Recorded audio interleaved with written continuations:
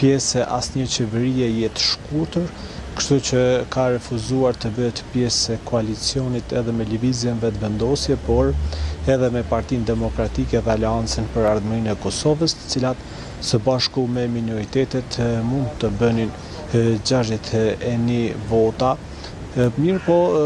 Lidhja Demokratike duke pasur këtë qëndrim, atëherë kjo le të themi edhe kjo mundësi është bërë e pamundur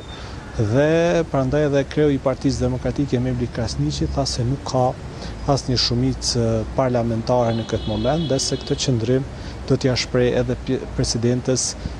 Vjosa Osmani. Pra, pavarësisht se ishte menduar shumë ose pati një lloj mobilizimi nga ana e opozitës,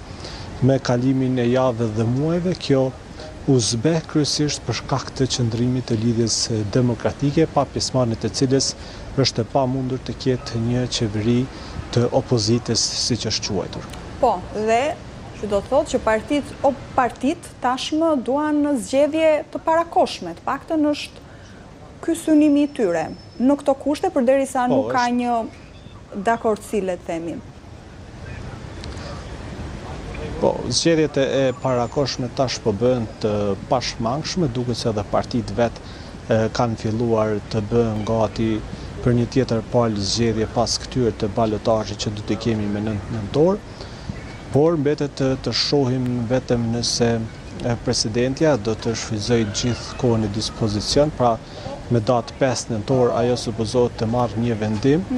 nëse kujt dëshiron të jap mandatarin, por në rast se nuk ka asnjë vullnet, atëherë presidentja mundet që nesër le të themi të ndërmarrë hapa për të shpërndarë kuvendin dhe për të çuar vendin në zgjedhje. Dhe me gjas, kur është kjo periudhë? Vetëm një çështje është këtu që ndoshta jo, mund ta vazhdosh këtë dhe pastaj me gjas kur mund të jenë zgjedhjet si periudhë? Po, një çështje që ndoshta presidenti Vjosa Osmani nuk do të mund ta ose do të mund ta rezervonte në shpërndarjen e menjëhershme të kuvendit, është vetëm çështja e buxhetit, i cili është shumë i rëndësishëm e që mund të rrezikojë zyrtarët publik të mbesin pa paga, me që sipas ligjit deri nesër ka kohë të miratohet në qeveri, më pas t'i kaloj edhe kuvendit. Për këtë arsye kemi edhe një mbledhje të kryesisë së kuvendit për të funksionalizuar komisionet parlamentare si një përpjekje ndoshta për të përshpejtuar procedurat, por nuk e di sa do të ketë mundësi, pasi edhe kjo çështje e buxhetit do të shtrohet me shumë gjas nga presidenti Osmani në takim me liderët për të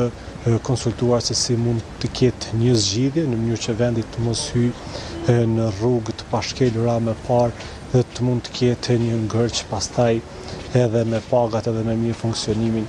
e shtetit, ndërsa si data të mundshme është 30 nëntori, është 7 dhjetori, është edhe 14 dhjetori, nëse gjithmonë marrim parasysh që presidentja do të reagojë menjëherë, pasi zgjedhjet nuk duhet të mbahen më shumë se 40 ditë nga shpërndarja e kuvendit apo nga shpërndarja e kuvendit nga ana si veprimi i presidentes Osmani. Mirë, Idal, falenderoj shumë për detajet informacione që na përcollen A2 Puls.